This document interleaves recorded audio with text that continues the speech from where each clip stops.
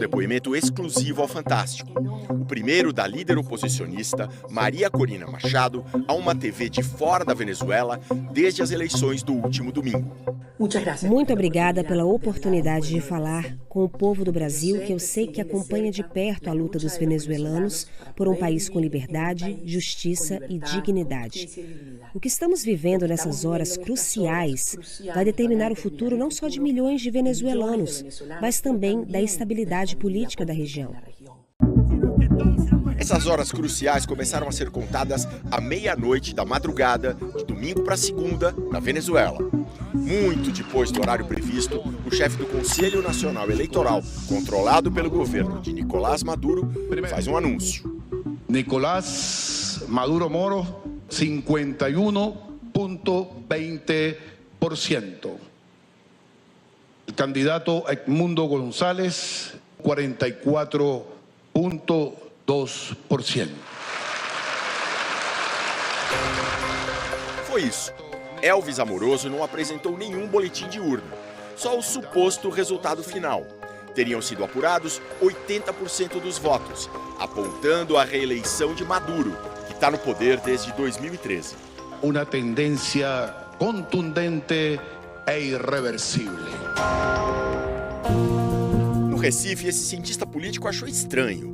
Primeiro, porque o resultado oficial dava para cada candidato um número redondinho, se considerada até a quinta casa decimal. A chance desse número ser real é de 1 em 100 milhões. E também o anúncio oficial demorou muito. E a gente foi advertido por especialistas de que o sistema na Venezuela é automatizado e que ele consolida os dados de forma muito rápida. Se der 9h30 e não sair, é porque o resultado foi adverso, foi ruim para o governo. Prevendo que podia dar problema na apuração, um grupo de especialistas espalhados pelo mundo já vinha se organizando. Faziam parte da equipe o professor Figueiredo e outros 2 pesquisadores brasileiros radicados nos Estados Unidos. Eles participaram de uma contagem rápida, de uma apuração paralela dos votos.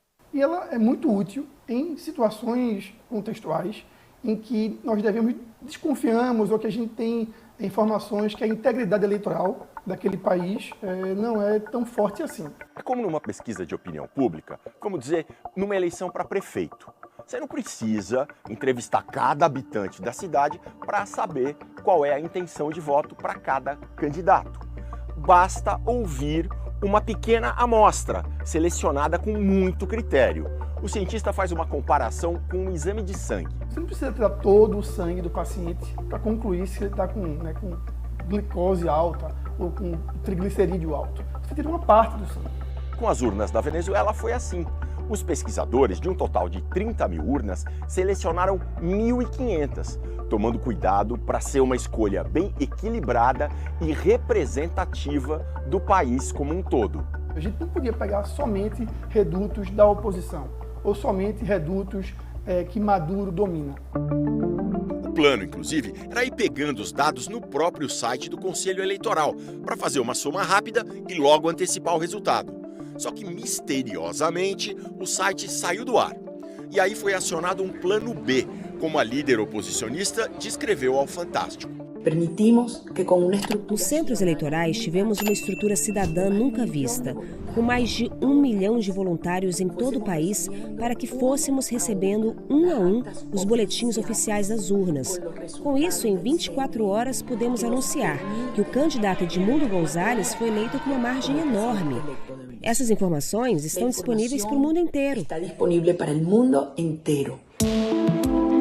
Os voluntários iam de urna em urna para fotografar os boletins, registrando o que tinha dado. Esta jornalista brasileira, que mora há 15 anos em Caracas, viu tudo de perto. Eu pude ver, sim, as pessoas dos chamados comanditos, né, tanto de um lado como do outro, ali no centro de votação, aguardando para poder fotografar essas atas para ter como respaldo realmente, né? Enquanto os voluntários faziam fotos e os pesquisadores trabalhavam na apuração paralela, um outro grupo preparava às pressas a sua saída do país. Éramos 17.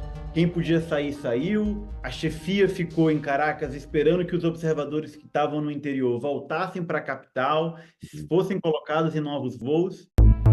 O Ian era o único brasileiro entre os observadores internacionais do Centro Carter, uma organização fundada pelo ex-presidente americano Jimmy Carter. A entidade acompanha eleições no mundo todo, de modo neutro e independente. Para essa eleição, foram convidados pelo próprio Conselho Eleitoral da Venezuela. A gente passou o mês encontrando com interlocutores, ou seja, representantes de todos os candidatos, alguns candidatos, organizações da sociedade civil, entendendo as demandas e as necessidades da sociedade venezuelana. Durante a votação, com observadores em 4 cidades, o Centro Carter não viu nada muito grave. Mas aí o resultado começou a atrasar. E quando veio, não tinha nada a ver com as pesquisas mais sérias de boca de urna.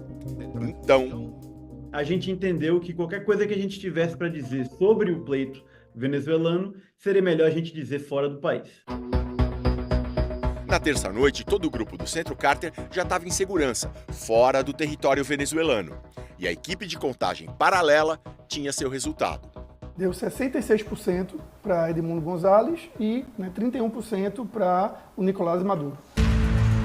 Bem diferente dos 51% a 44% a favor de Maduro que o Comitê Eleitoral anunciou, mas muito parecido com os números divulgados durante a semana pela oposição, 67% a 30% para González. Na sexta-feira, o Conselho Nacional Eleitoral atualizou o resultado, com supostos 97% das urnas apuradas. E de novo botando Maduro na frente, 51,95% contra 43,18% para Edmundo González. 43,18%.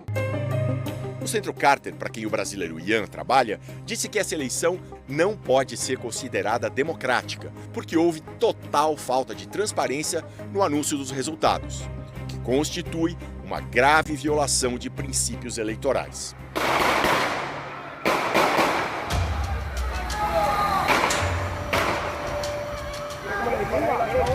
Os protestos seguem em todo o país. Nicolás Maduro nega a fraude, se diz alvo de um complô nazi-fascista e ontem celebrou a prisão de manifestantes.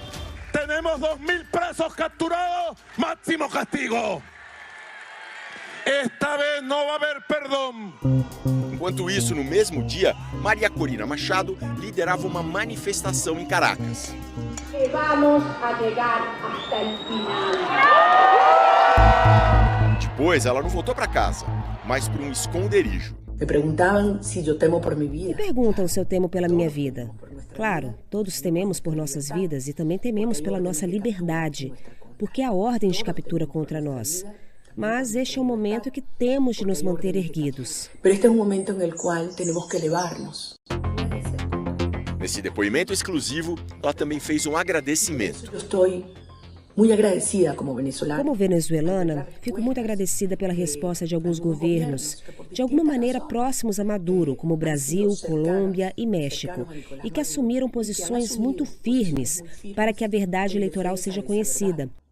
Agradeço a posição nítida do governo do Brasil e do presidente Lula, ao exigir que se divulguem os boletins, um a um. Uma a uma. Mas uma semana depois das eleições, o governo Maduro ainda não apresentou esses boletins. Então, como surgiu o resultado oficial? A pergunta continua no ar.